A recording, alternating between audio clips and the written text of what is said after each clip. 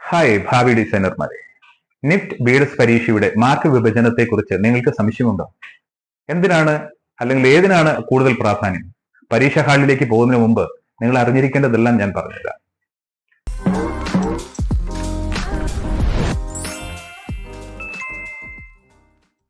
NEFT ബിഎഡ്എസ് selection പ്രോസസ്സിന് 3 പ്രധാനപ്പെട്ട ഘട്ടങ്ങളുണ്ട്. ഓരോന്നിനും നിങ്ങളുടെ അവസാനത്തെ സ്കോറിൽ കൃത്യമായ വെയിറ്റേജ് അല്ലെങ്കിൽ പ്രാധാന്യം വഹിക്കുവാനുണ്ട്.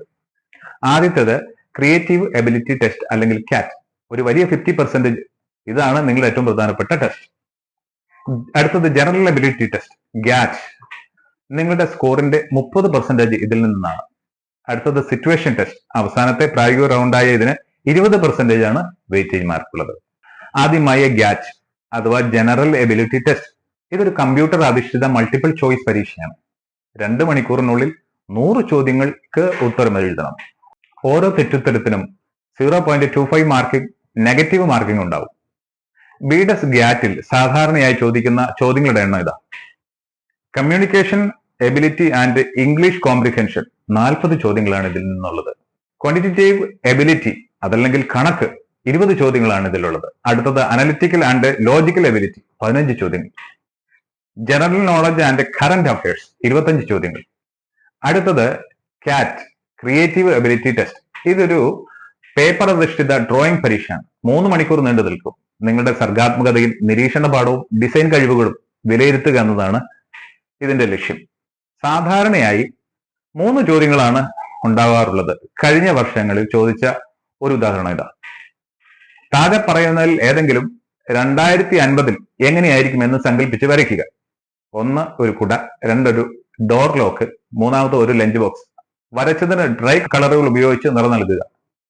ഇവിടെ നന്നായി വരയ്ക്കുക എന്നതിലുപരി ഭാവിയെക്കുറിച്ചുള്ള നിങ്ങളുടെ കാഴ്ചപ്പാടുകളും ആശയങ്ങളും ദൃശ്യപരമായി അവതരിപ്പിക്കുവാനുള്ള കഴിവിനാണ് പ്രാധാന്യം.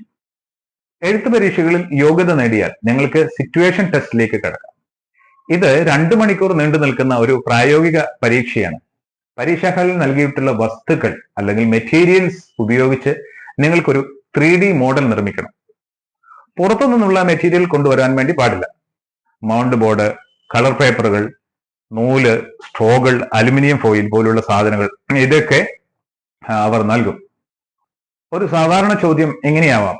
ചുറ്റുപാടുകളിൽ നിന്ന് പ്രചോദനം ഉൾക്കൊണ്ടുകൊണ്ട് മുതിർന്ന പൗരന്മാർക്കായി ഒരു പാർക്ക് ബെഞ്ച് നിർമ്മിക്കുക. നൽകിയിരിക്കുന്ന വസ്തുക്കൾ മാത്രം ഉപയോഗിച്ച് മോഡൽ ഉണ്ടാക്കുകയും നിങ്ങളുടെ ആശയത്തെക്കുറിച്ച് ഒരു ചെറിയ കുറിപ്പ് എഴുതുകയും വേണം.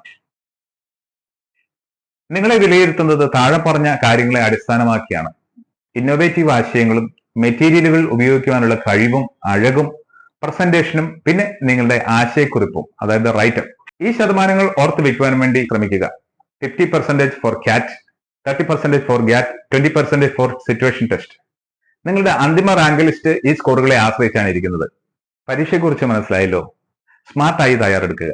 എല്ലാവിധ ആശംസകളും. കൂടുതൽ ടിപ്പുകൾക്കായി സബ്സ്ക്രൈബ് ബട്ടൺ അമർത്തുക. ഞങ്ങൾ നിങ്ങളെ ഹെൽപ്പ് ചെയ്യുന്നതാണ്. Thank you.